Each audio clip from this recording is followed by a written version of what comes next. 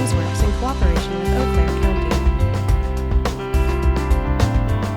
County. Supervisors, it is now 1 o'clock. I call back into session this annual meeting of the Eau Claire County Board of Supervisors on this Wednesday, November the 3rd at 1 p.m. Clerk McDonald, I'm asking you to do a roll call so we can establish quorum. Gibson? I believe he said he was going to be absent today. Yes. McKinney? Present. Knight? Here. Pagonis? Supervisor Pagonis? Come back to her. Anton? Here. Zook? I believe I saw his name. Supervisor Zook? Yes. Chilson? Here. Belgis? Here. Mowry? Here. Coffey? Here. Bates? Here. Russell? Here. Gatlin? Present. Meyer? Here. Handbook Boyle? Here. Beeman? Here. Dunning? Here. Wilkie? Here. Anderson? Present. Beckfield? Yes. Schneider? Here. Leary? Here. DeLuca? Here. Jansen? I believe she's still absent. Schraffnagel? Here. Roberts? Here. Frank? I believe she's also still absent. And Christofferson. Here. So Supervisor Pagonis? All We'll right, so proceed without her and note when she enters, okay? 24 present and 4 absent. Thank you. We have quorum. Supervisors, we were in the budget deliberations section. We completed the 6 amendments. I'm double checking with Supervisor Beckfield and the Committee on Human Resources. Amendments 7, 8, and 9 were duplications, and I believe we withdrew those. That's correct, Supervisor Beckfield? That's correct. The reason I put those in was the code. I still am confused with the code, Chair, and I'll continue to talk with council about that. Okay, thank you. Thank you. Now the chair calls for any amendments from the floor. Are there any amendments from the floor? Any amendments from the floor? Second call. Meyer, this is Supervisor Pagonis. I just got a call from Supervisor Gibson. He's trying to call in and he's having difficulty. We thought he wasn't attending today, so he is trying to. He's trying to call from his phone and he's having some difficulty, just to let the chair know. Okay, so Clerk McDonald, you've noted that Supervisor Pagonis has joined us. You'll add her to the roll call. Yeah. And we'll note when Supervisor Gibson joins us. I think that would give us, 26. Is that correct then, with the 2 of them? That's correct. Okay. So once again, and final call, are there any amendments from the floor? I hear none. So we will proceed to the decision-making here. Director Kirk has prepared the budget resolution, which includes the report on levy and mill rate. Director Kirk, will you come on, please? Yes, I'm here, Okay. Chair Smyer. Will you please put that up onto the screen? Supervisors, it's in your mailbox. You would have just received it. Chair Smyer, are you not asking for any questions regarding the budget? Are we just going to gloss over the 600-page budget everybody got? I'm not calling for any questions. No, that's correct. So if any supervisor wonders about any department, too bad. No, the supervisors received the budget book in advance and had the opportunity to ask any questions. When did that occur? When did you receive the budget book? I'm talking about at this budget deliberation. My definition of deliberation is, oh, well, let's discuss the budget. It doesn't say budget amendments only. It just says deliberations. The amendments are the deliberation. I know what you're requesting, and the answer to your question is no, we are not going to go through the budget, either line by line, department by department, or by question. Okay, Chair Smeyer, I just want to say this is probably my 14th budget that I've done, and I've never had a situation in which the county members of the county board were shut out from asking questions. I note your comment, and I don't agree that they're shut out, but we will proceed. Thank you for your observation. Director Kirk? Yeah, Amy actually has the ability to share. I guess I don't have that. So if Amy could bring it up. Here it is.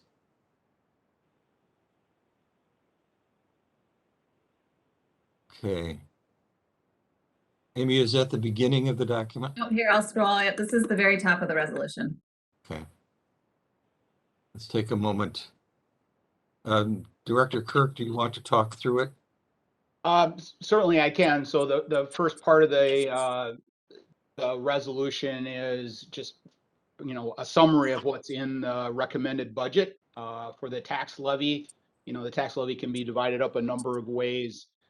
This is the way, I guess, it's been traditionally kind of shown. We show the health department, the bridge aid, the library impact. There's usually a small amount of refunded taxes. And then there's the county sales tax levy that then gets us to the 2021 tax levy, which is our limited tax levy that we can levy. So that's the levy limit.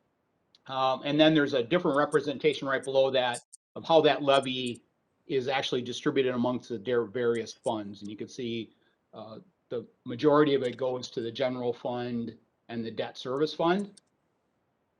And then the verbiage as you move down through the document really just kind of reiterates those same numbers, talks about the amount associated with the health department again. There's a line in here it talks about, and there's a question here that came from a supervisor. The second line in there, it says there's state tax for forestry purposes is 0 and special charges is 0. I thought about taking that out, but last year was the first year we didn't really have any of that. I just left it in there just so we're very clear that there aren't any other special items, if you will.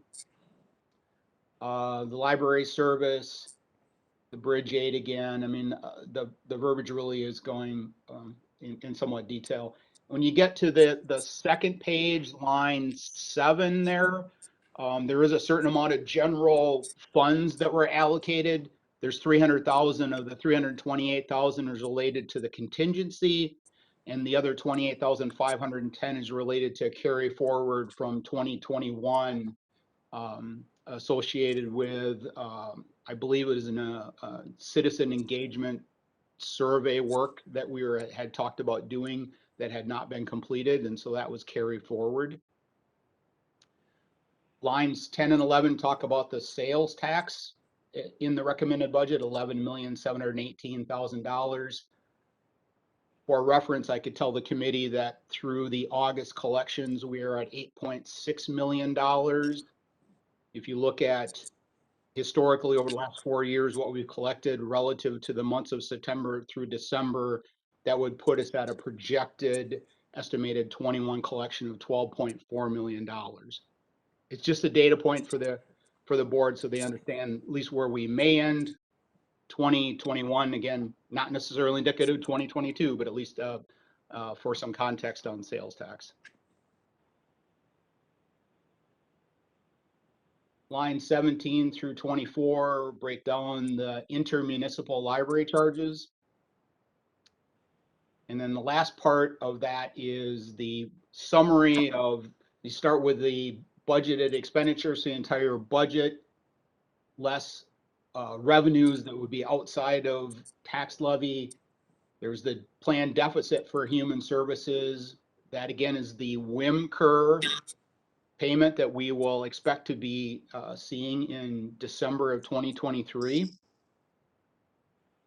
Most of the non-lapsing fund balance is related to the bond proceeds that we've received and the debt capital. You know, all the bond proceeds that we receive for the highway building are a large chunk of that, as well as the bond proceeds that for capital that have not been spent yet.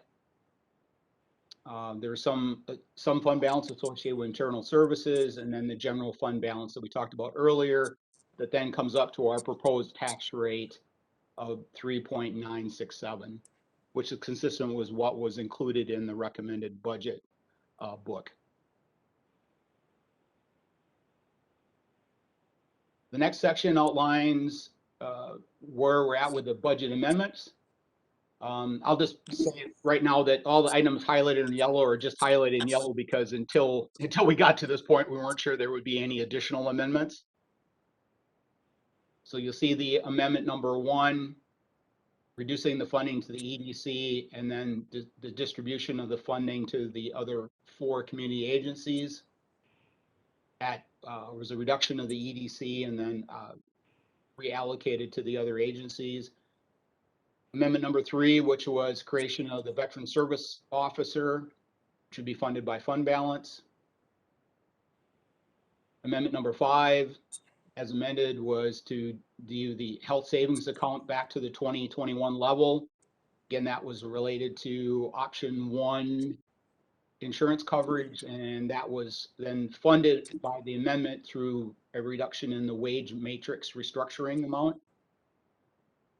And then the last one is amendment number 6, which was the funding of the 0.5 FTE Fiscal Associate IV in the Sheriff's Department through grant funding. So then the last section is just a summary of what the new county budget would look like with those amendments included. You see some change in the general fund balance.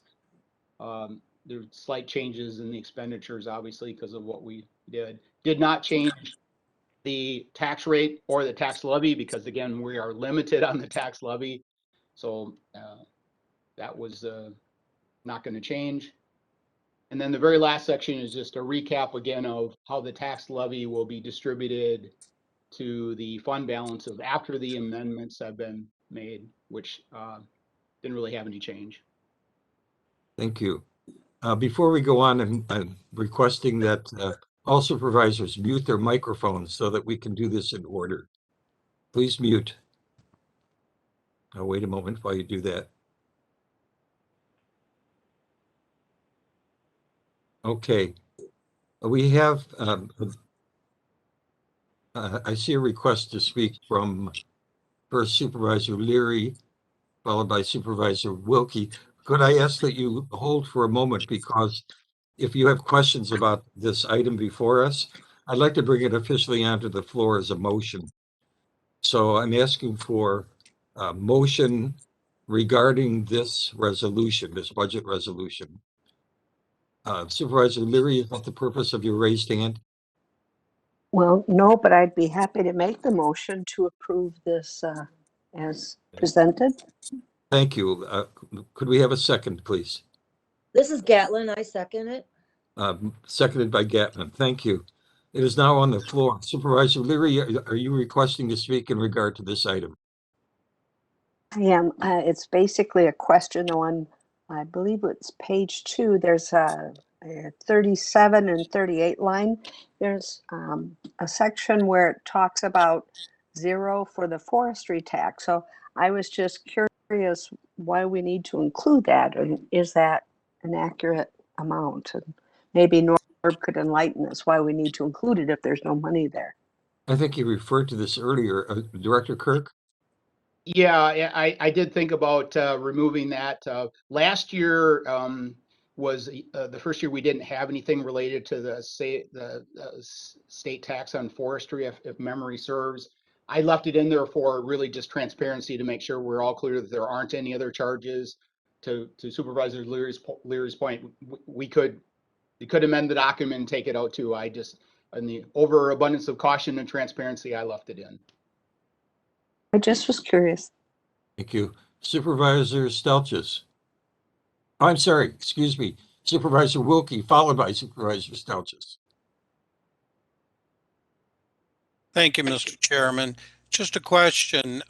We have before us a resolution 20 or 72 that's for consideration of approval of the budget. I have one question on the budget, seeing we apparently aren't going to go through it. I was wondering, because we had discussion in the past about this budget and finance, are 4E dollars now in this budget that we're about to vote on being used to offset or in that department, that 4E funding? I'm going to assume that that's in regard to this document in front of us and ask Director Kirk to respond. I believe it is to the extent that it was included in the DHS budget, and we had that discussion earlier about what that relative reimbursement rate is. So there certainly is $4 associated in the DHS budget. If you wanted more detail on that, I would have to defer to if there's anyone from DHS. So it's in the DHS budget? Yes. Not, but the revenue is produced by Corp Counsel. Am I correct? Well, there are some resources associated with that are in Corp Counsel, but there are some dollars also associated with support of that in DHS. So it's not all support just out of Corp Counsel. Okay, is there any revenue posted for $4E in Corp Counsel's budget? There is not. Historically, it's been in DHS, and that's where it is in this budget. The money is earned by Corp Counsel, but is put in DHS's budget. Is that something that should be changed? Are you asking me my opinion, Supervisor Wilkie? Yes. I'd say no, because there's a lot of resources associated with that in DHS, and I think the amount of return, if you will, that's associated with that is not material in my mind to make an adjustment and put it into Corp Counsel. Thank you. Supervisor Pagonis to this document. Thank you, Mr. Chair. I'm on page. I'm sorry, Supervisor Pagonis. I did it again. Supervisor Stelches, followed by Supervisor Pagonis. I'm sorry, the line with the hands keeps jumping in front of me. I apologize. Supervisor Stelches, followed by Supervisor Pagonis. Okay, thank you, Mr. Chair. So, yeah, I did not anticipate that we would not be going through the budget in some level of detail. I have a number of questions related to capital that I would like discussed. So would this be the appropriate time to pose them? Well, the questions that you have didn't have to be reserved for this meeting. I understand we have used it that way in the past. However, we had this budget book out ahead of time and so on. So I don't want to seem to be chastising you regarding it. And I do want to allow board members to have the privilege to ask questions. However, the chair is going to do this as efficiently as possible. So to answer your question, yes, go ahead and ask your question, but I do not want to open the door to going through the entire budget. So, Supervisor Stelches. Well, I think in years past, Mr. Chair, we've always had the budget book in some advance. And so Yes. it would have been nice to at least know that we weren't going to do this. And if you had advised us of that previously, I apologize for my oversight. But with that, I will proceed. So Go ahead.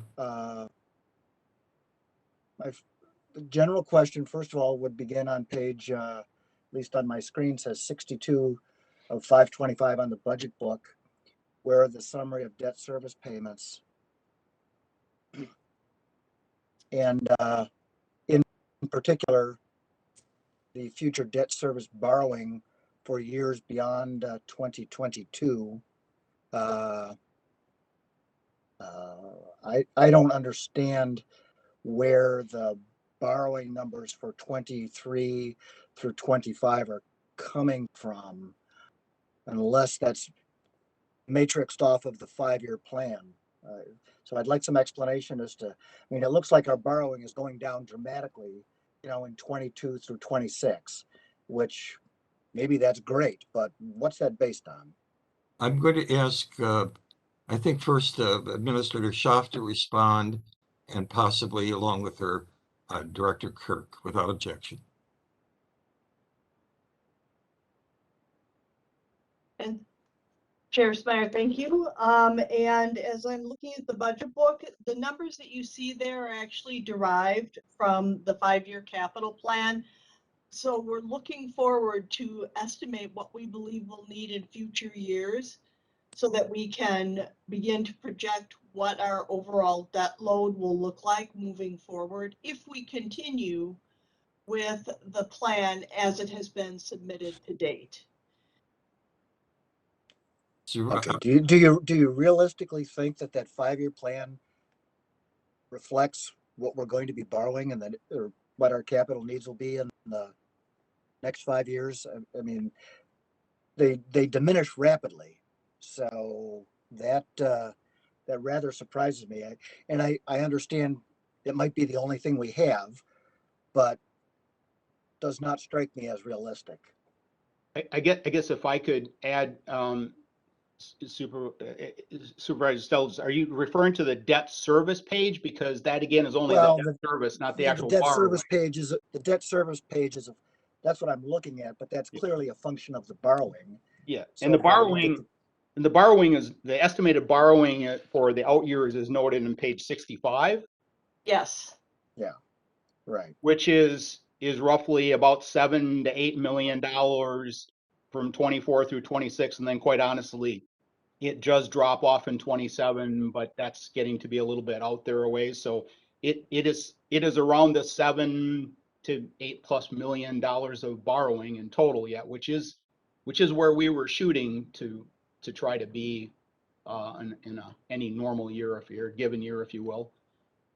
But that's really dramatically less than what we've been doing, is it not? That is correct, but that was also the strategy that we were looking to do and have had that conversation with Finance and Budget to try to lower our annual borrowing down to something around that level. Could someone articulate that strategy a little bit? Then I'm not sure that I've ever heard that. Well, wait, Supervisor Sturgis, we should also. Excuse me, Supervisor Pagonis, you have not been recognized by the chair. Please I hold. just want to contribute to this conversation. Please hold. Please hold. Supervisor Stelzis. So the strategy, I mean, I'm probably in favor of less borrowing, but that seems like it would significantly hinder any significant future projects that the county would have, unless there's a strategy to get the funding elsewhere. Can someone just summarize what that strategy is? Okay, now I'll go to Supervisor Pagonis at this point. Supervisor Pagonis. Well, I cannot summarize the strategy, but I have a question or maybe a comment that the borrowing for the jail should be paid down in the 2026 timeframe. So that might be indicative of the dramatic decline in 2026 for debt service for facilities. And my understanding in terms of the borrowing strategy is to borrow less for things that have that are very short term. So, you know, we're looking, we've discussed repeatedly, we're no longer borrowing for things like laptops or other short term capital items. Thank you. Okay, so, all right, so I guess what I'm hearing is the strategy for a number of things will be to rely on levy rather than capital. Is that correct? To whom are And you so directing, that's what this plan reflects. to whom are you directing the question? To whoever can answer it, I would assume the administrator first. Administrator Thank Schaaf. you. And the reason for, and the chair of finance spoke to the having more of the operational components of our budget actually being part of that operational budget. Along with that, the strategy was to ensure that the county is not accruing overly large amounts of debt in order to pay for its basic infrastructure and operations. And so that's why you see a concerted effort to bring down the amount that we actually borrow year over year. It does not preclude investments that the county would want to make into other properties or infrastructure if that was deemed to be a good and appropriate use. In fact, as was previously noted, the rationale is to free up as much of the available borrowing as we can so that we are able to make the larger purchases or invest in infrastructure as needed. Thank you. Oh, okay. So then, if I may, Chair, I did have another question as well. Briefly, please. Yes. The 2022 capital expenditures, two parts to this question. One, I'd like to know what the strategy is for how we chose what we could do in 2022. And more specifically, did we start with a number price tag and then try to fit everything into the price tag? Or did we do it bottoms up and take everything we thought we needed and then review it? And secondly, how do the items, and I'm probably using the wrong terminology, but there were some things that we didn't spend in 2021 that looked like we were going to, fund in 2022. And how do they play into this? Administrator Schaaf. Thank you. So in your question, the first thing was asking about the process. We actually have a capital improvements project team that comes together multiple times to actually discuss what will be part of that capital plan. The items that come forward, as well as a desire for a limit, we don't use either one or the other. We use both strategies. So we bring all of the projects forward. They're actually ranked according to priority. Is it something that is needed in the current year because of it will become obsolete if we don't invest in it? So there are a whole number of things that are actually reviewed as we consider which investments we should be making. One of the things that is occurring because of the work of the capital improvement projects team and the work of our finance team is that we are becoming much more honed in on exactly what projects we need to be accomplishing and when, and ensuring that they're part of the overall capital plan. And earlier this year, even the Finance and Budget Committee brought forward a resolution to the board where a number of projects, because they're very particular about keeping track of all of those capital dollars, if we have any remaining capital dollars, we will move projects from one year to the next based on need. So it is a working document that reflects what the needs of the organization are, based on the priority of the investment. So that was the first of the two questions. Well, Katherine, may I interrupt just for a second? So Yeah. how is the priority of the investment determined, though? That's what I'm trying to get to. How do you weigh, for example, highway against sheriff against human services, for example? I mean, is there a weighting matrix, or is it whoever's, the squeaky wheel syndrome, or how is that done? And no, they're actually weighted with a point system based on, is it mandatory? Is it optional? Is it needed in the current year?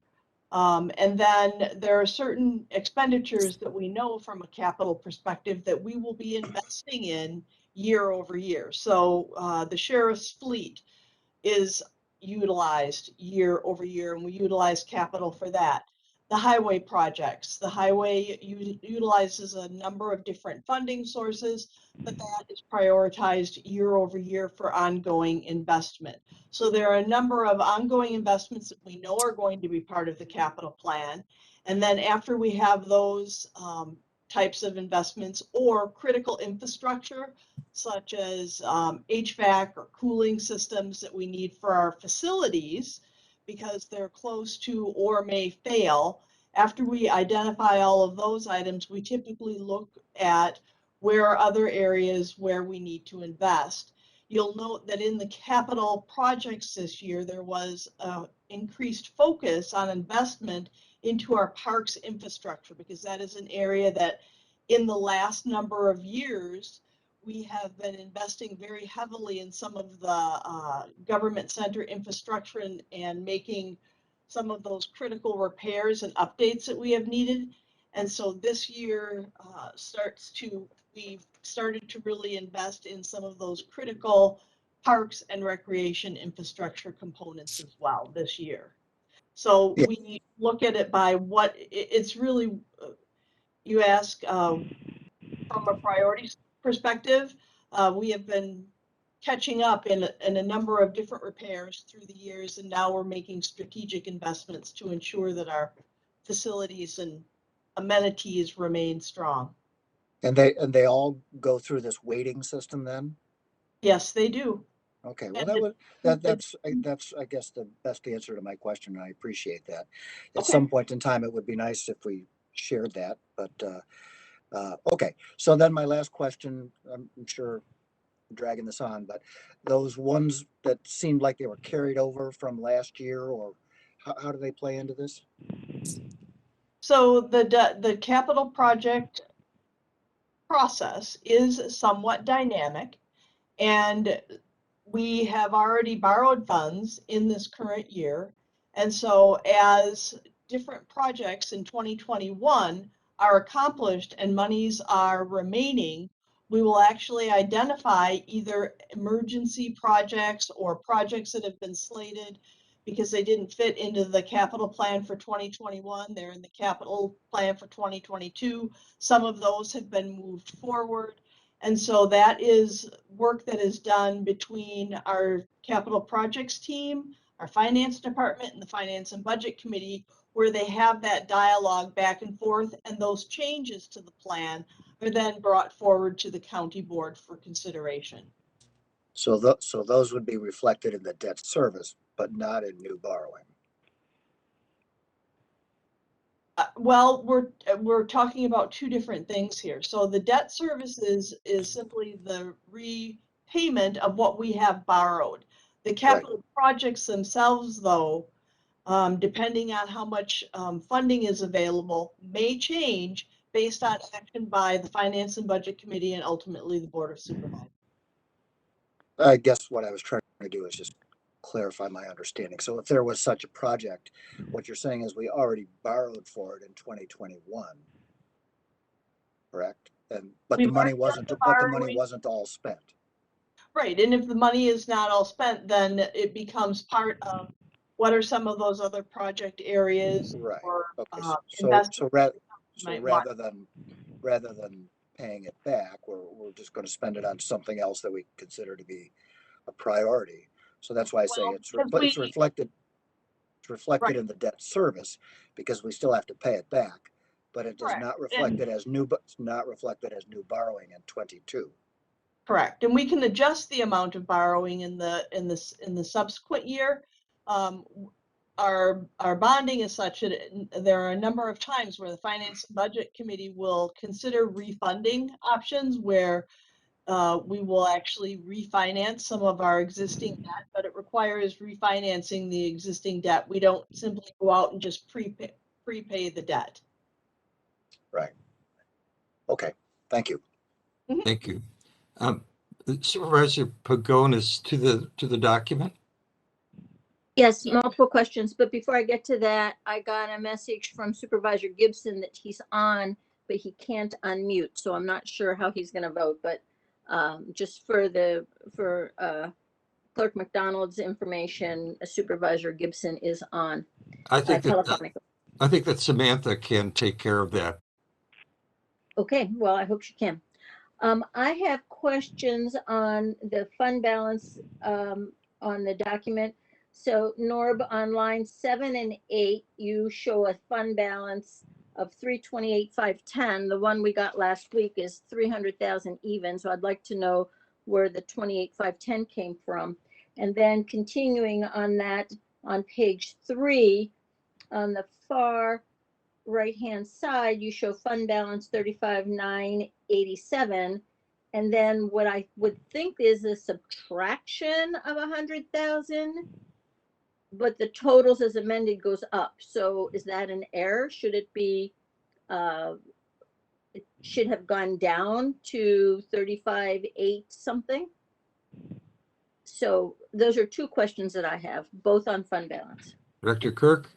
Sure. So the 28,510, I made a little reference to it earlier.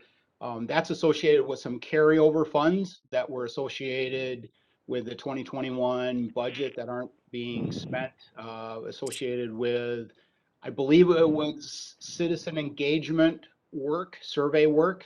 Oh, I see. Yep, you did mention that. Okay, Yeah, so I that's what that mentioned is. But right. shouldn't that go up to 400,000 because Well, we're adding? The 328 is in the original resolution before amendments. So all that wording is in the beginning, there is all before amendments, right? And then we do the amendments and then they have amended balance, which is the 428,510. Okay, the page I had sent, the page you sent yesterday doesn't have that. So you're saying That's right, because we didn't have any amendments at that Okay, point. so amendment 3, it would seem to me, would subtract from the fund balance, not add to it. It would be an increase of use of fund balance. You would use fund balance as a source of funding. The expenditures are on the left and all the funding sources for that are on the right. We would be using $100,000 of fund balance to fund the benefits specialist in the veterans. So I'm confused. You're predicting 35,987,000 use of fund balance? Yeah, because most of that is, if you scroll down to the bottom, sorry, I don't have the cursor, but if you look at the non-lapsing fund balance applied, that 34,500, most of that is, 25,000 for the highway building. That'll be in fund balance. And then there'll be extra capital that'll be in fund balance, and those will all be presumed to be used in the 22 budget. Okay, so, and the numbers you sent us out yesterday and the numbers you sent us out today are different. So, but roughly speaking, so 34 million in fund balance, that includes the borrowing for highway. And does that also include ARPA? I believe there's ARPA in there, and there's also the 2021 capital borrowing, the normal capital borrowing, if you will, right, that we did. So that's why that number is unusually high. I'll grant you that that's an unusual high number, if you will, that we would, we wouldn't typically have that much. If you do look on page 38 of your budget book, you'll see the breakdown of where the fund balance usage is that makes up that 35,987 that we started with. Well, hang on, I'm turning pages. Page 38. Page 38 in the book outlines the original 35,987,000 before we got to the amendments. And you'll see that a vast majority of it is capital projects, and the ARPA funds. So, okay, so I see a general fund of a little bit under 400,000, 10 million ARPA funds, the WIMCR debt service, and then 20 million capital projects. So, in terms of the actual fund balance, I'm not getting a very good feel for how much is there. I mean, 36 million is obviously way more money than we normally have. And so, is there, I mean, can you just give me a number for what Well, our fund again, I balance think actually is? Well, again, I think you have to look at which fund you're talking about. On page 38, if you look on the far left part of that, it tells you what fund. So Fund 100, Fund 201. It depends on which fund balance you're asking about. Are you asking about Fund 100? Are you asking about Fund 405?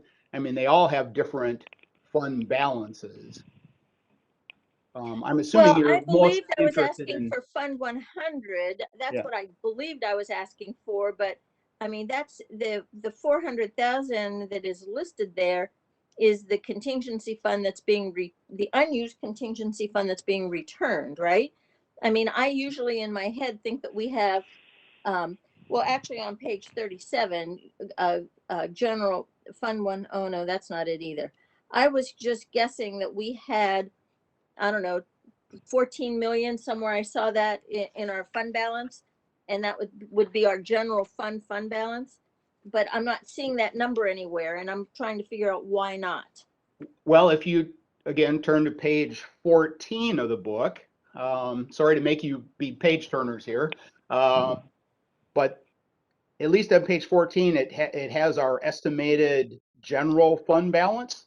Yes, that's exactly the number I'm looking for. Okay. So Yep. we have our estimated general fund balance of 15 million. Where does that appear on page 38? Yep, it won't, because 38 is only the usage of the fund balance. It's Okay, not the the word fund usage. balance itself. Oh, I see. It's Use of only the fund usage balance portion. summary. It's the Okay. usage portion that's included in the budget. Okay, that's what I was missing. So page 38 only shows those elements of the fund balance that we anticipate using, but page 14 is basically a reflection of where our fund balance stands today, independent of the American Rescue Plan and independent of the I'm going to say independent of the WIMCR repayment and independent of the highway building. Well, Is that fair? one slight correction. Page 14 is based on when departments submitted their estimated ending balances. Yes. So that's an estimated fund balance at the end of 21 based on the information in the recommended budget book. I'll be sending out an update asking for updated data from department heads to give me a more updated projection of where they're going to end 2021, as we typically do once we get past the budget. So that's an estimation of where we'll end 2021 with the general fund. It's not where we're at today. So, but on page 14, now another area of confusion. I thought we isolated 300,000 for contingency fund, and it's showing 399,239. What's the 99,239 associated with? There were some carry forwards that were associated in the previous budget as well. Okay. And then, so the 2 million that you reflect there could be a smaller number. That's just an estimate from mid-year. That's correct. It's an estimate that was done when departments submitted their numbers in June, more likely based on kind of April activity. So that's why we do want to do a refresher on it. And you're right, that number could be better, it could be worse.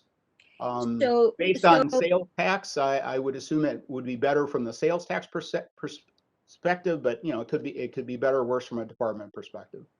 So going back to your to the handout here, that 36 million, the non-lapsing fund balance applied, it may or may not all get spent during 2022 because quite a bit of that is reflected in the highway building. Is that correct? Yeah, that's absolutely correct. Once again, as we talked about capital when Supervisor Stelgis was asking, yeah, projects sometimes cross years, sometimes change, you know, direction, and so yeah, at any point in time, we will likely not spend it all. Okay, and then going back to adding the 100,000, that would be for the CVSO, and it's added to the 35.9. Okay, Yes. so that's why you added it, because what I'm looking at here is actual use of the fund balance during anticipated use during 2022. That is correct. And I would also add that I guess that's somewhat relevant when we're talking about capital and those non-lapsing funds. We do anticipate some portion of the 2022 capital in this budget supported by bonding right now to be funded by ARPA funds. I think we talked about that in the budget process, and I think it's even in the recommended book. We don't know that number specifically, other than a handful of projects that we identified in the budget to be funded by ARPA. So my expectation would be we would not borrow all the dollars that are associated with this budget, but until we get clarity and final rulings from Treasury, this is a very conservative approach. So, Norba, on that note, some number of weeks ago in County Board, we discussed having, or we actually voted on using unused capital for projects during 2021 and 2022. And one of those was I don't know, a park latrine, a park bathroom. And I mean, isn't that something that absolutely would be able to come from ARPA funding? I'd say it certainly has a high potential to be there. You know, again, we're kind of waiting to the final ruling before we go through and make sure we scrub everything that we can that could be applicable to ARPA. So that's certainly one I think that would more likely fall into that category. Okay, so we may be readjusting some of those capital allocations? Absolutely. I guess that's a nice way to put it. So I'm trying to maybe set that expectation with the board that this is a very conservative plan. I do expect some will be funded by ARPA. Some projects that we may have done that were previously borrowed money, we might shift around and attribute it to ARPA. So yeah, I would fully expect that we will see changes in capital during the year relative to the impact of ARPA. Mm-hmm. And then can you just repeat? I heard it, but I just want to hear it again. The logic behind 11,718,000 in sales tax revenue. I know 700,000 was set aside of that for the matrix restructuring that's in page 26 in 6-point font. I'm wondering how you arrived at that number. Well, I would say it's supported by a number of data points, one of which is in the beginning I mentioned that, you know, I believe that we're on path to be somewhere around $12.4 million for 2021. Forward Analytics did their 2022 estimate. They estimated we for 2022 would be at $12.3 million. The unemployment rate, I think, as we've seen, has continued to be relatively low. So there are a number of leading indicators, I would say, that would suggest that $11.7 million would be an achievable number. Our budget for 2021 is 10.5 million. You know, we're likely going to exceed that by, you know, could be $1.9 million. So those are the factors that came into getting to the 11.7 number. And you're aware that I see the economy as being really volatile, so it's I'm nervous about that, about jumping up that high. But I was around in 2009 when the bottom fell out of our sales tax. So, all right, thank you. That answers my questions. Thank you. Supervisor Wilkie, to the document. Yes, to the document, because part of our document here is approving our borrowing. There are a couple things that I'd like, if the chair permits, the administrator to address. First of all, there was some surface discussion about the American Rescue Plan funding. I think it's very important that we call out, or if you permit, the administrator call out that within her recommendation, I see roughly $300,000 of American Rescue Plan dollars that are being allocated. I think the importance of calling this out is because this does deviate away from the defined process that we had for how determining the use of those dollars. So I'd like my colleagues, my fellow board members, to understand that doing it this different route and this exception, they are in fact approving those funds. It's not going through administration committee and all the other process that we talked about. We're, as I've been told, we're approving those use of those funds, a court subject to that we find that it meets the parameters of that plan. But I'd like my first question, and then I got a second concern, is ask if you would permit the administrator to address that so that the board knows, in fact, that they have committed. They've said yes to using those funds. Briefly, Administrator Schaaf, please. And so we talked about this a little bit at the Finance and Budget Committee as well. And so initially, as projects came forward and we began identifying this could potentially be used for ARPA funding, we actually identified that as a potential funding source within the budget itself. As you noted, Supervisor Wilkie, we will have a very distinct and unique process where we will have all of the appropriations of ARP funds that will go through very specific processes, including some of these as potential items that we wanted to at least acknowledge and say that maybe a potential funding source is exactly that. We will still follow the funding protocols as set up by the Committee on Administration for the expenditure of ARP funds. Excuse me, is the board approving the expenditure of those funds by approving this budget, or is it just kind of a plan? So they're not approving the money? You are correct. They are not approving the money at this point. That answers my question. And that's one of the challenges we had with the additional funding sources and identifying projects. And so that will still go through the approval process. Okay, that answers my question. Thank you. They are not approving those ARPA funds. It's a plan, a hope. We'll see how it all pans out. Okay, my second part, it's an uncomfortable one to point out because nobody likes to think that we're going to have to take care of that pod for the additional jail. Nobody wants it. You don't want to do it.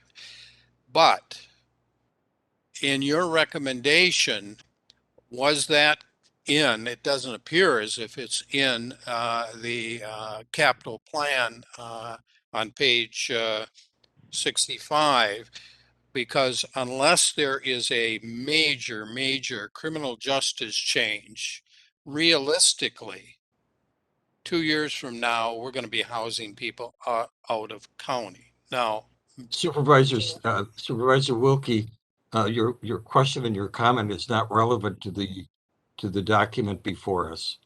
well, doesn't the document before us talk about debt? Only in the broad sense. You're asking a specific question related to the budget book. So I'm saying you will not have the floor if you're not speaking relevant to the document before us. Excuse me, Chairman Smyer, I have to make a meeting cancellation very shortly if we aren't going to be done in probably 15 minutes. So, well, Mr. Chairman, I can appreciate that it's important that we are efficient, but we as board members are making the most important vote in our entire term, okay? And efficiency has to take a back seat to transparency and a effort to be due diligent in our assigned tasks as elected officials. I will take both of your comments as points of order. In response to Supervisor Dunning, we must finish this business in good order. So it may be necessary for you to cancel the meeting in order to remain here so that we can have quorum for the vote. I'm sorry about that, but that's what we have to do, I believe. I will hold off about another 10 minutes or so, and then I'll cancel. We'll do our best here. Supervisor Wilkie, I will take yours also as a point of order.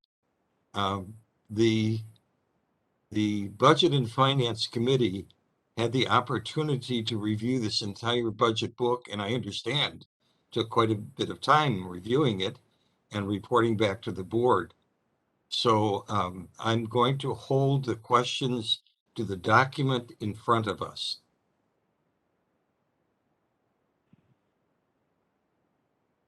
So.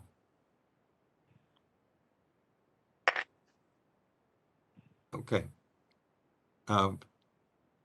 Supervisor, I'm sorry, the hands are jumping around here. Supervisor Chilson, is it to the document?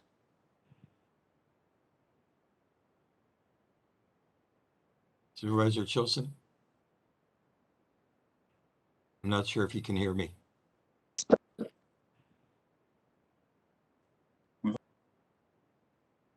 I think your voice, your audio is breaking up Yeah, again. I'm here now, Chair Mayor. I was having trouble unmuting. Sorry. Is it to the document? I will do the best I can. Yes, it's to the document. Go ahead. Can you hear me? You're cutting in and My out. question related to the document is, okay, I apologize. I have rural internet. Yeah. My question related to the document is, can you give me the information related to the amount of money that is allocated in this 2022 budget for the outside legal services for the county? How is that related to the document? Oh, well, it's part of the budget.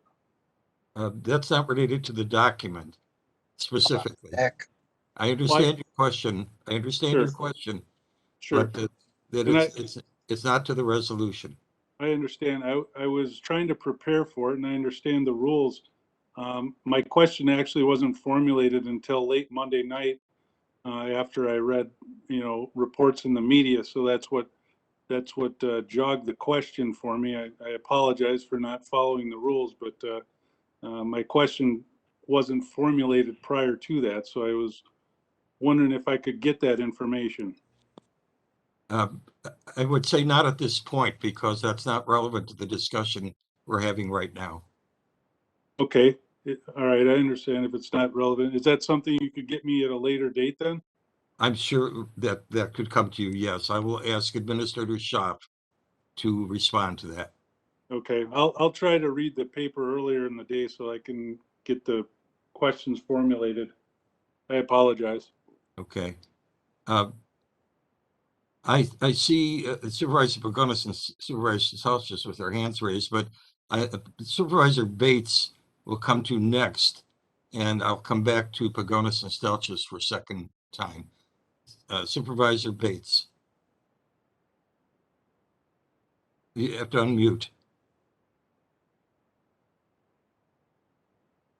I'd just like to make a comment. We realized when we passed the budget that the budget is indeed a living document, that not every detail is going to be accurate.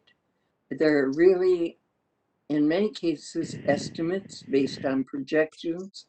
So I think there isn't any committee that has had more opportunity to look at every single budget in detail than Finance and Budget. I would hope at this point in time that the committee, that the board would accept that this is a living document, that there will be changes, that this is indeed the best opportunity that we have to set direction for the budget for the county and not, again, go over every single detail that a lot of which is not going to be determined today. I will take that as I hope we can move on. Thank you. I'll take that as a peripheral comment on the resolution. Supervisor Pagonis, I'm going to hold strictly to the document now. Mr. Chair, I have a point of order. So I'm What is going your to point of ask order? that you not hold me strictly to the document because I'm actually reading county code. What is your point of order? Okay, It thank has you. priority. Thank you.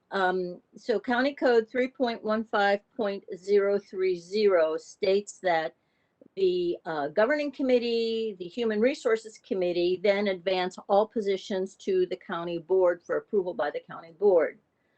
The County Code 2.04140, sub C states the committee shall review personnel and budget requests and advance the personnel request to the Human Resources Department and the county administrator for referral to the Committee on Human Resources. Implication that it gets referred from Human Resources to the county board.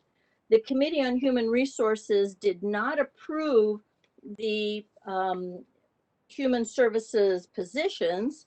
That failed in committee, and I anticipated that members of the Human Resources Board would go through the list and make amendments to the budget, and that's not happening. And unless there's an intent to have a resolution after the fact of these positions, which is fine. It's been done many, many times in the past that after the budget has been passed, then there would be an HR resolution for new positions. We've done that many times. But at this point, if we vote on this budget, it does not include all of these human services positions. And I will also note that some of the positions were approved by the administrator, some not. And so I'm confused in terms of where it stands. And actually, some were not approved by the Oversight Committee, but approved by the administrator. So I'm unclear as to where these positions stand. And it seems to me, based on the plain language of the county code, that it needs to come out of Human Resources, or it needs to be amendments brought on by the members on the floor. Well, the chair doesn't see how that's relevant to the resolution before us. However, Well, if we vote on it, then it's not going to include all of these positions. I will ask the Corp Counsel for assistance with the point of order. Sure. Chair Smyer, if you look at the language of 3.15.030, sub D, it talks about the authorization for the addition, reduction, or deletion of full-time employees with the position title is subject to the recommendation of the governing committee, the committee, meaning the HR committee, and the approval of the board. The ultimate approval authority for creation of full-time employee positions is the county board. It is not the HR committee. And because these positions came before the board in the budget process and were approved by the board, they have been approved. Thank you. I'm sorry, but it doesn't clarify what positions are approved and what positions aren't approved, because we don't have a recommendation from the HR committee. What we have is a recommendation from the administrator, who's not part of that paragraph, and we have a recommendation from the governing committee, which is different from the administrator's recommendation. So if we vote on these positions, we don't know what we're voting on. Just saying. Again, Chair Smyer, the recommendation could be a recommendation for approval. It could be a recommendation for not approval. Ultimately, though, it's the board that decides whether or not the full-time employee positions are created. Thank you. So then on that point, then how do we know what positions we're approving? That is the absolute question. We don't have a clue. You have a response in the point of order. The chair rules that the comment of the Corp Counsel is the response, and we will move on. And I will say, Chair Smyer, that that the chair follows the county code when it's expedient for him, but not consistently among all committees. Thank you. That comment is out of order.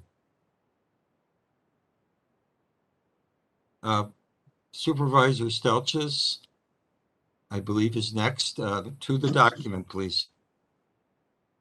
Okay, so this document is talking about how much we're going to borrow and spend. So my question is back relating to ARP. Director The Kirk mentioned section of the document that has to do with ARP. borrowing and expenditures. To what So- point of the document are you referring? Well, if someone could scroll to the top of the document on the screen, I'll try to point it out. Yes, please do that. Thank you. Let's go down to the, you know what, if my comment and question can affect tax levy, which could be line 22. It could also affect debt service, which would be line 28. Okay, go ahead, please. Okay. So if I understand what I've heard here, the only ARP revenue source reflected in this budget is $300,000. Is that a But- question? Oh, sorry. No, that's a statement. However, and I'm certainly open to correction here, my understanding is that from an ARP funding standpoint, that we were granted something in the excess of $10 million. Maybe it was 18 or 20, or I don't know. I can't remember what the number was. So I'm a little confused as to why our budget doesn't recognize any of that. Although I do understand that it has to go through a vetting process, how we're going to expend it. But I would like at least some sense for how much of that ARP money would ultimately defray expenses or be an alternate revenue source within the county. I mean, $300,000 seems completely unrealistic to me. And I know Director Kirk said it was conservative, but you know, we're talking a very small portion of it. I mean, what is a reasonable explanation or expectation rather that ARP would either defray, you know, borrowing or operational expenses? I mean, I think that question probably can be answered by Administrator Schaaf. Yes, Chair Smyer. If you look at page 142 in the budget book, there's actually a section that deals with the American Rescue Plan Act. And although we don't have all of the expenditures articulated for those monies, this budget incorporates the use of the full 10 million potentially within 2022. So it is assuming that we as a county will use those funds during the year for a variety of different purposes that are yet to be determined. Thank you. Supervisor.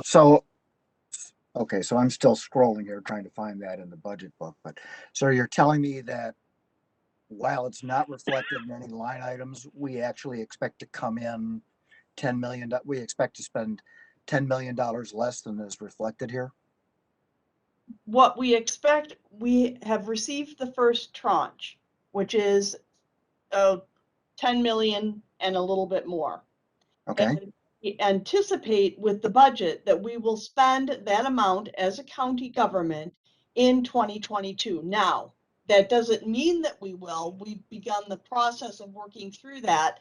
But the way that it's recognized as part of the budget is that we have the money, we intend to spend it, and we don't have the full list of expenditures yet.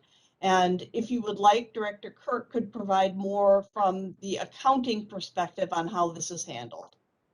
Well, just, yeah, and I would like to hear from him, but let me just paraphrase and make sure I'm understanding what you said then.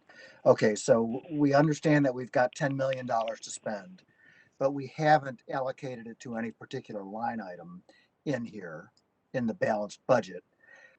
But at the same time, we've created a balanced budget showing either levy, sales tax, or bonding as sources. So it's a reasonable expectation that we will actually have $10 million revenue from ARP, that would actually reduce either expenditures or borrowing or whatever somewhere else. Not necessarily. No. And so I say that because the county may choose to use ARP funding for items that are not currently listed as part of the budget itself. And that will be taken up separately under separate resolution for consideration by the board. So any of those expenditures will come through the board and the decision will be made by the board. It will not necessarily supplant either borrowing or existing tax levy. It may, I wouldn't say that it absolutely won't. It may do that, but there is no guarantee that it will. I see. Okay, so yes, we could use the ARP money to defray some of this, or we could find new things to spend it on and spend more than what this budget says and offset that with the ARP funding. Is that correct? You are correct. Okay. Well, I think that's a very, very important part of this budget, and I hope that everyone realizes that what a huge influence that can have on our budget here. I mean, it's a huge chunk of it. So, with that, I would like to hear what Director Kirk has to say as well.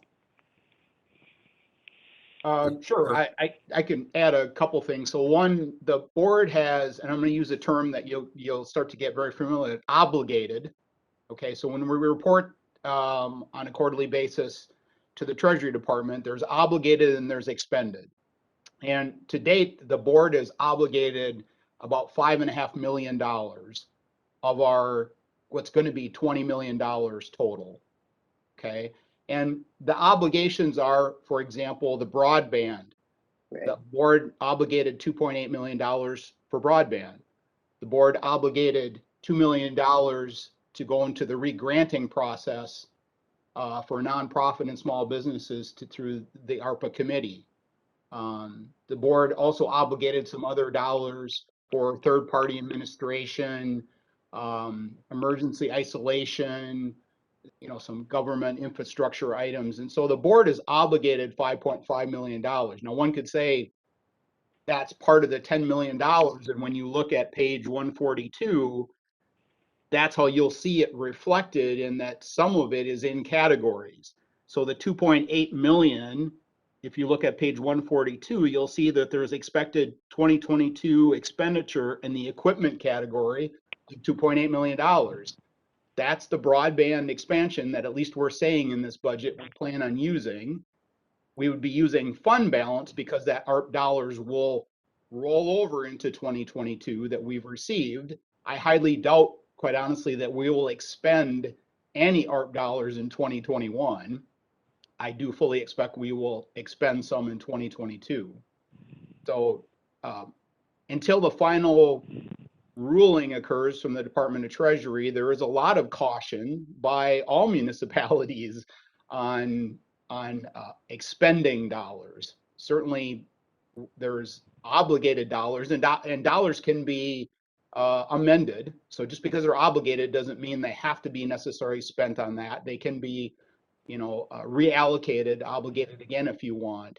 But that's how the Treasury Department wants to see it, and that's where we're at least from a county right now in terms of what the board has obligated so far. So then I misspoke when I said there's only $300,000 in the budget. There's actually whatever we've obligated is reflected in the budget. What's reflected in the budget is the use of all of the $10.1 million, some portion of which could be the obligated if it occurs in 2022, because theoretically, if you're kind of thinking of first in, first out kind of perspective of the 10 million, you'd think this $5.5 million would go out first, but we don't know that would occur. But yeah, you're correct. The budget contains spending all $10.1 million that we have received so far. Thank you. Boy, Supervisor, I'm sorry. Well, I'm still a bit confused. So I'm not So sure you- how we can help your confusion. the $10 million is that full revenue is reflected in our budget. So is that accurate, Norm? Is that what I heard you say? The revenue is reflected as a carryover, which when we talked about, Amy, if you could scroll down Yeah. and we talked about that $34.5 million of non-lapsing fund balance, $10.1 million of that is associated with ARPA, which again is called out on page 38 as a use of fund balance. Okay. And all the expenditures that correspond to that money are reflected in the expenditures budget. That's in the correct. appropriate departments. Well, again, a lot of them aren't to necessarily a department yet because they're not defined quite to that level. But if possible, yeah, but. Supervisor Roberts, to the document. To the document. My question is simple. This resolution, if we pass this, then we're adopting the budget, correct? That's correct. Yes. And as such, for some of us, and I know that this is going to be probably arguably something that people are going to say is not a part of this, but as such, some of us didn't have the opportunity to sit in on all of these different committee meetings where these topics were discussed across all of the different departments. So I guess I'm just a little appalled that we're not actually covering it and going through the budget in more detail personally. So, because I think that there are aspects of it that are missing, things like participatory budgeting and so forth that should be discussed as a board. So that's my 2 cents. Thank you. Thank you for your comment. Supervisor Leary. Chair, this is a new process this year. There's no doubt about that. And as we have done in the last few years, we've made adjustments as needed. I feel a little incomplete with this process, but I would encourage the comments of our members to enhance the discussion and process so that maybe it can be modified a bit again next year. But right now we do have to have a budget, and there has been a lot of time spent on this. We've had meetings all summer. There were numerous supervisors that did call in and sit through some of these sessions. We've had the book for about a month. So while I understand there are a lot of concerns, I think the time has come now to proceed, and I would encourage us to vote and come to agreement. Thank you. Supervisor Leary, I will take that as a call the question comment. That's fine. The call the question comment means that the request is to the chair to bring the item up for vote. In consideration that according to Robert's rules, the chair should consider whether or not there has been sufficient debate and discussion. And at this point, the chair does make that determination. We will now proceed to a vote on the resolution, on file 72, which you have before you. We do this in a roll call, and it passes on a majority vote. I would so move.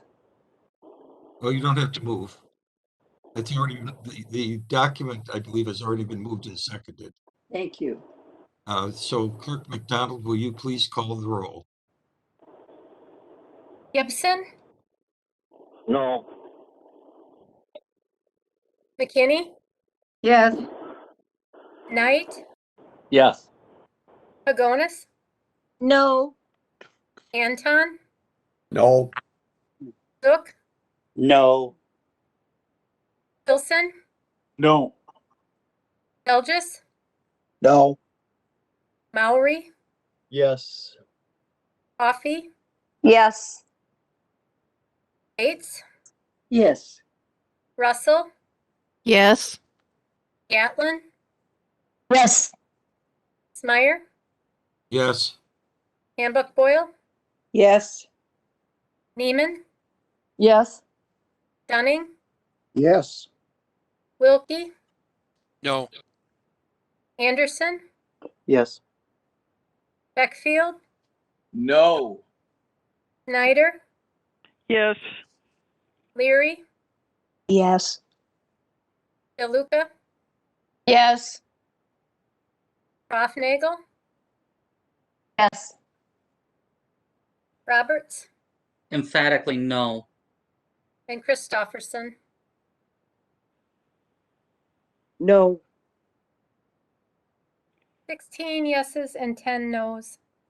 The motion passes. The next item on our agenda, if I remember correctly, did not report out presentation of petitions. We have a rezone request that will come forward. I can't remember if I mentioned that before. File 65, this is the file that has to do with authorizing creating the position in the sheriff's office. Chair looks for motion. Beckfield moves. Beckfield moves. Wilkie Gatlin seconds. second. Gatlin seconds, thank you. Explanation. I'm not sure who would do the explanation for this. Would that be Beckfield?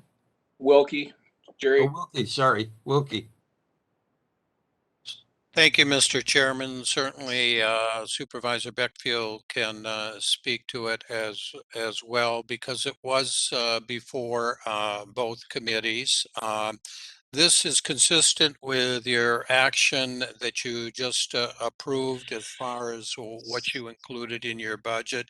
It's authorizing the creation of one part-time .50 fiscal associate position in the sheriff's office. The code requires that all regular positions or changes be submitted to the board for authorization. And I believe, as code was read earlier, that the governing committee, which is judiciary law, and the committee on human resources need to approve those positions.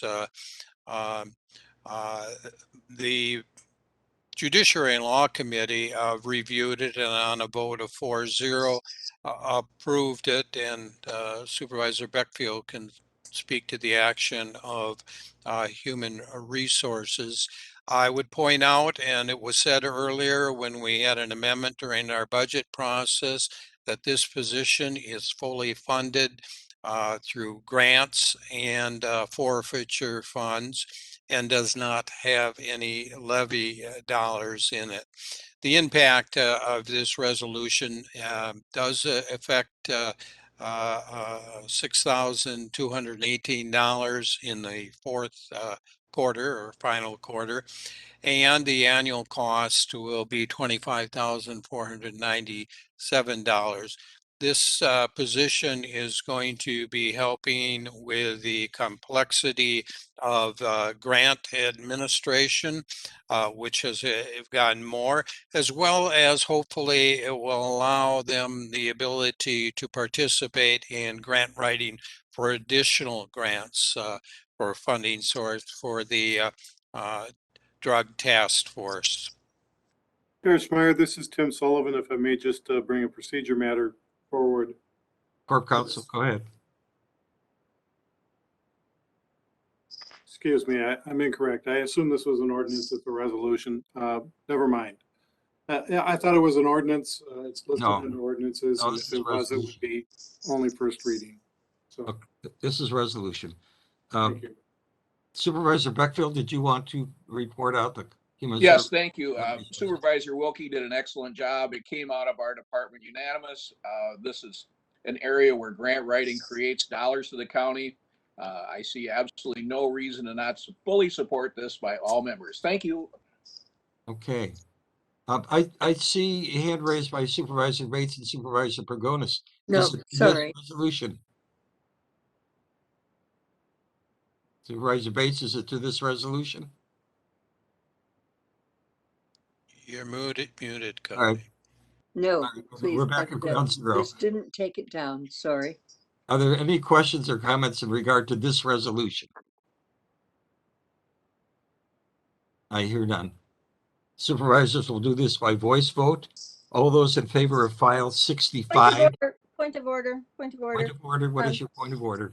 Well, this resolution actually makes a change to the budget for 2021, which requires both a roll call vote and a 2/3 approval. For council, is that accurate? Yes, it is. For Correct, council, correct. it is correct. Okay, Okay, let's go. thank you for your point of order. It's well taken. A 2/3 vote and roll call. Was that your point of order, Supervisor Bates? No. It's Supervisor Pagonis made the I'm point sorry, of order. Supervisor And Pagonis. yes, that is it. It needs a roll call vote and 2/3. Thank you very much for your point of order. Clerk McDonald, Supervisor Gibson, Yes. McKinney, Yes. Knight, Yes. Pagonis, Yes. Anton, Yes. Zook, Yes. Wilson, Yes. Felges, Yes.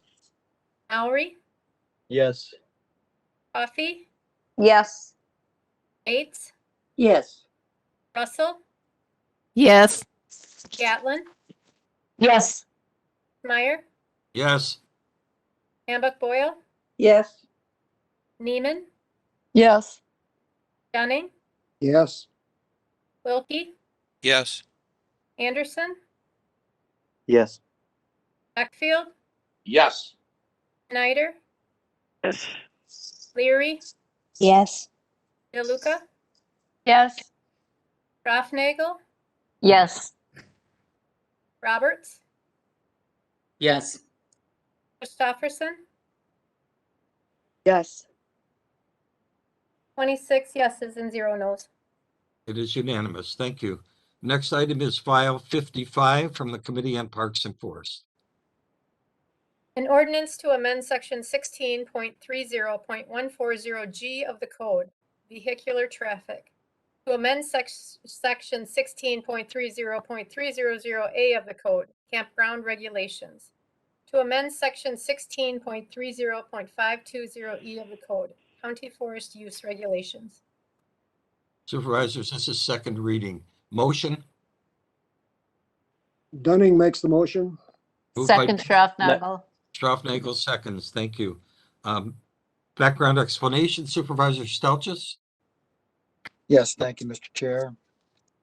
As you may recall, a few months ago, we completed our comprehensive plan for Parks and Forest that really set the policies for the next 10 years. That was a very expensive process, ultimately submitted to the DNR and approved by them. In the process of developing that plan, we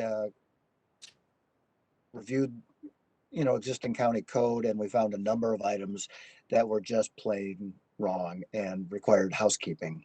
So this change is merely housekeeping to bring the correct wording up to code, bring the code up to current practice and what has long been standing. So I guess I would ask for your support and just advise that this is primarily just housekeeping. Thank you. Questions or comments? Questions or comments? I hear none. On file 55, Supervisors, I believe we can do this by voice vote. All those in favor of file 55, please indicate by saying aye. Aye. Aye. All those opposed by nay. It is unanimous. Thank you. The last two items on our agenda are appointments. First, from the Board of Land Use Appeals. I have reappointed Patrick Schaefer. The chair looks for confirmation. Motion to confirm, sorry. Beckfield so moves. Beckfield moves to confirm. Second. Maury seconds. Maury seconds. Thank you. Any questions, discussion? All those in favor of the reappointment of Patrick Schaefer to the Board of Land Use Appeals, please indicate by saying aye. Aye. Aye. All those opposed by nay. Thank you. It is Yeah, or unanimous. else we just get like a turkey breast. Those are fairly expensive. It's just I'm like a sorry. whole turkey. Just get the Somebody's not muted. Yes, I can't tell who that is. Please mute whoever it is. For the landfill. For the Chairman landfill. Smyer, Yes, Chairman sir. Smyer, before you hit the last item, I just want to let the Highway Building Committee know that the meeting has been canceled, will be rescheduled for next week sometime. So, Thank you. I assume all the members heard that. To the landfill siting committee, I've appointed Supervisor Dane Zook. The chair looks for a motion to confirm. Moved by Larry. Moved by Second, Bates. Leary, second by Bates. Any question or discussion here? Great guy for the job. Well, that's not the kind of comment I was looking for, but I agree with you very much, wholeheartedly. Thank you. All those in favor of confirming the appointment of Supervisor Zook to the landfill siting committee, please indicate by saying aye. Aye. All those opposed by nay. I hear none. Congratulations, Supervisor Zook. You are confirmed. Supervisors, we have reached the end of our agenda. We are now adjourned.